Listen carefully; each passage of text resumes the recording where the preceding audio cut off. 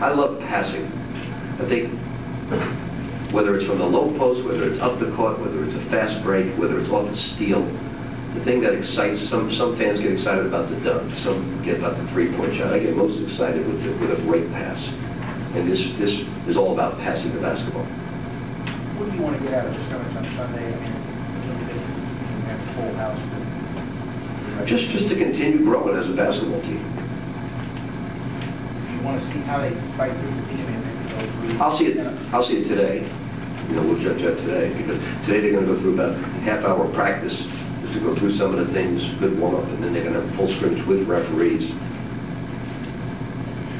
You talked about new coach Lieberman and his defense mentorship, and is he taking a lead with you on that? Well, one of the reasons why I hired him is moving forward with the way we're going to play. We're going to play 75–80% man-to-man. I wanted somebody that really understands what we want. He's been a follower of our style for quite some time, even going back when I blew him off as a student at Florida one time. One of my rude behaviors after a loss. They came over to say hello to me. Is there anything new on board? It's just a matter of waiting. Just waiting. That's all it is. It's a waiting game. And I'm hoping, because the positive news is on the horizon, because we've waited so long and we're not getting an answer, the young man doesn't have any options. What can Chris Smith do for you? Fans haven't seen his game. Well, this style of play is difficult on him because he likes to dribble a lot. And he's a very good athlete. He's a strong basketball player. And he has to learn it more than anybody. But he's got great desire, great love for the game, great passion. So he'll pick it up. How much time did JR spend this summer? What did you guys want to think? You have to ask them that. You know, I worked him out personally, and I was shocked at his work ethic. His pros don't usually, when they go through drills, they go through it, but it's not hard. And he went through it at our pace, which was quite unusual. Not athleticism. He does things that you know, guys are covered in his job. Stop. He still makes the shot, and he's got the size to make the shot. He's got the ability. He does it all. He can guard. He can rebound. He can pass. Much better. But even though he committed to me as a sophomore, and changed his mind as a junior, I forgot how good he really was. Why do you think Mike didn't shoot the ball well last year? I think freshmen, you know, unless this is the type of freshman that you see like Larry O'Bannon that just keeps getting better and better and better. He's not the one and done kid that comes in and just blows you away with how good he is. And so Mike is going to have a very good career. He's a very good passer. We never knew that until we started playing this style. A very good passer. Is there anybody in the conference since it's 2016 teams that has played somewhere close to this style that you kind of play that's been successful? I mean, Seton Hall likes to get up and down a little bit, but I mean, we're going to play defense. So, I don't mean that Seton Hall doesn't play defense, but we're going to put a premium on defense. It would be very important. I don't think it was significant if you look at the statistics of them, where they rank. So, you know, we're going to put a premium on defense. But, that being said, you know, we give up a bucket. It's not going to be too many timeouts because of that bucket. You know, our style is to wear people out. But timeouts are a good thing. Unless we're going to save most of them for TV and to the end of the game. Is Preston Martin through over the summer has to get ready to do it? I think he just, when he did his final thing with working at the shelter, I think he changed his perspective on life a little bit. When he saw certain things, you know, abused children and abused mothers and what these families go through to survive, and the history of the shelter and working in the soup kitchen, I think was a revelation for him. His injury, did that play? Oh, it was a big part of his year. You know, he's someone, you know, he comes out in the game, and that's the other thing I worry about with him. That's why I'm so concerned about him staying light. You know, you also Mike Tyson fight in his prime. You know, he comes out steam like Jake LaMotta coming out of his ears, and and he just goes after it and goes after it, tries to knock the guy out in the first round. Well, that's the way Preston comes in a game. You know, he comes in a game with so fiery, with steam coming out, and that takes a little bit out of you physically. And he's got to be ready to go to 12 rounds. He can't be, you know, playing this game like Mike Tyson. So his role changes in that way. He's got to make sure, he's got to play hard, but he's got to understand that it's not a 3-4 minute stretch. He's got to stay in the game for 7-8 minutes. In this style, is there a stat that you will keep an eye on, those points, reflections? Yeah, I think offensively, offensive rebounding is a big key to throwing back out for a three. So that's a big stat for us. Assists, obviously, are a big stat for us. Also, free throw shooting is gigantic, because when teams get tired, they foul more. So you got to make your free throws. It can't be like a turnover. How crucial would it be to keep your big men out of foul trouble? Well, right now it's crucial because we don't have many subs. You know, you like 5 or 6 front court players, and we have 4. And TJ has shown the ability to pick up quick fouls previously. Is there anything you do to work with him about not? Yeah, we've been doing that in practice. You know, keep your hands off. It'll be a good indicator coming up, and we've got to help each other, rotate to each other. You know, it's the silly fouls that you don't want. You know, it's the ones where you just leave your feet for no rhyme or reason. You want to block the shots off the ball, or reaching in when you're trapping someone in pressure, you know, or a bad offensive foul. But we also got to let probably guys get, you know, if they get too early fouls, probably got to let them get 3. You talk about your decision not to do TV shows. It's really not newsworthy. I really mean it. I think you guys are get bigger fish to fry than be doing the TV show. It's just something that I want to come up with some fresh ideas, and don't think it's any big deal. I think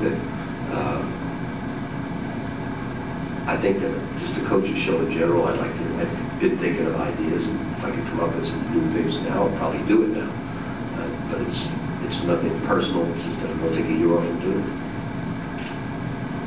If I can come up with some new ideas, and we'll do it next year. Hopefully, Terry and the university make up, and he can still be part of it. You ever watch the show? Yes. Oh, you mean personally watch it?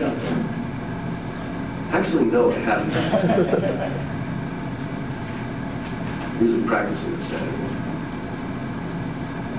Rick, you talked, I remember when you introduced Tim and Mark over the summer, talked about kind of rebranding and that kind of stuff. I mean, this is kind of new territory for you, being in one spot for this amount of time. I mean, is the energy a little bit different? I mean, did you have to rebrand it from, Yeah, I think, or it's not the right phrase? I think you're saying it right. I think that I'm probably more fired up than I've ever been. And it takes more energy to do what we're doing recruiting-wise. I probably have been out more than any time in my life. And I'm going to continue to be out because recruiting has consumed us all right now. And what the Big East, as well as our rivals, have brought that competition. It's no longer, you know, we were always into player development and improving skills and individual instruction. And now we're sharing that spotlight with the consumption of recruiting, to the point where it consumes our day. You say that the Conference Commissioners Association was like 31-0, that they're going to ask, you know, the board of the board of directors to get rid of the July period. I mean, That's the most ridiculous thing that I've ever heard of since I've been a coach. Right now, we as coaches are struggling big time to find out. For instance, I'm trying to find out and discover every little thing about every player we're recruiting to see if they fit in style of play. And I have a 3-week span, less than 3-week span in the month of July to get it done while they're all there. So I'd have to be out on the road almost 60 days to accomplish what I can accomplish in 3 days of one of those evaluation periods. So then we're going to all make mistakes. That is just the most ridiculous thing I've heard of since I've been a coach.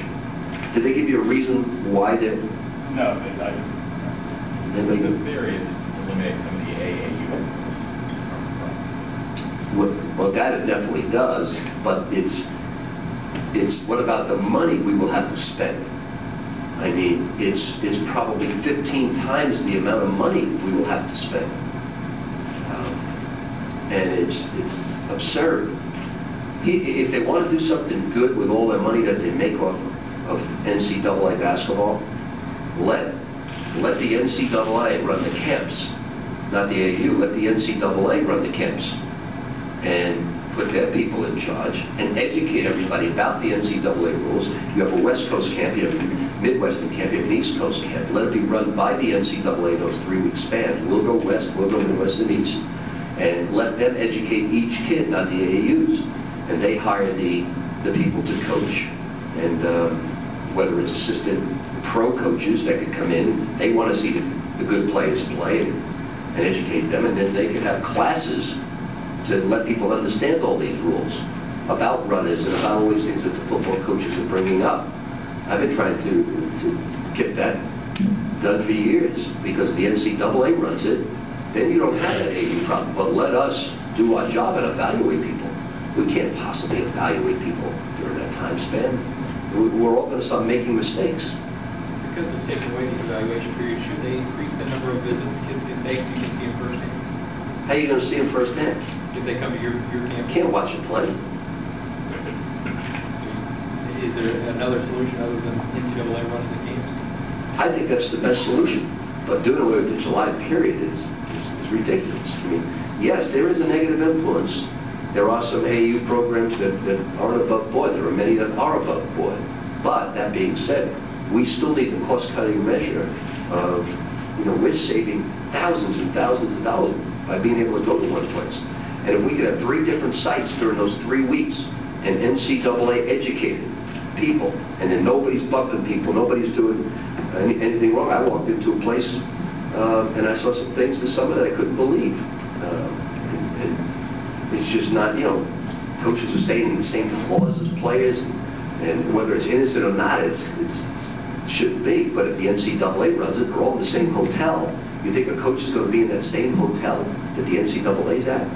So the education could be phenomenal if they're doing it. It's well worth the money that they will spend to get it done. And I think it could be terrific. And I've been trying to push it for years, but it falls on deaf ears sometimes. So that look a little more like the NFL scouting combine or the NBA pre-draft camps, that type of... Yeah, somewhat, except they're getting educated. And they get at the NFL, I don't know what the NFL, but the NBA, they educate somewhat. But now, families can be invited in. You could have a family day at those camps where the families come in and they learn the rules as well. So education is very important to obey the rules. And having the NCAA run it, they don't have to run the teaching aspect of it. They get the coaches, but they let the people compete. We come in, and that's the way it needs to be done. Anything else for Cody? Not anything specific, but what you're here and recruiting kids who make checkered passes. How do you evaluate whether to take a risk? Well, the most important thing is to find the truth. And you can't pass judgments without finding the truth on any situation. I know for me, my personal experience, it's so important to find the truth. And with all kids, I have found out things from kids I've passed on that you never knew there was a problem with them, but I knew it, and I passed on them. So you've got to find the truth before you, and you got to do your homework. And you've got to speak to coaches, you've got to speak to family members, you've got to eyeball the person, and then draw a conclusion. And it may not be for that person, it's for that school. But you have to find the truth. And it's up to me to do that in any situation, and I certainly will do that before I do anything. And I'm not against giving people second chances if I can make sure it doesn't happen again. And that's where the gamble is not worthwhile.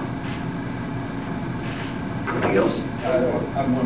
You mentioned that the energy that you have to change your routine at all. I mean, is this, anything you're doing differently, not even just day-to-day stuff that you wanted to do 2-3 years ago? I've always had energy. I've been through a tough 18 months. There's no question about it. And now it's over, and I had to do the right thing in a lot of places. But I'm also very tolerant, much more tolerant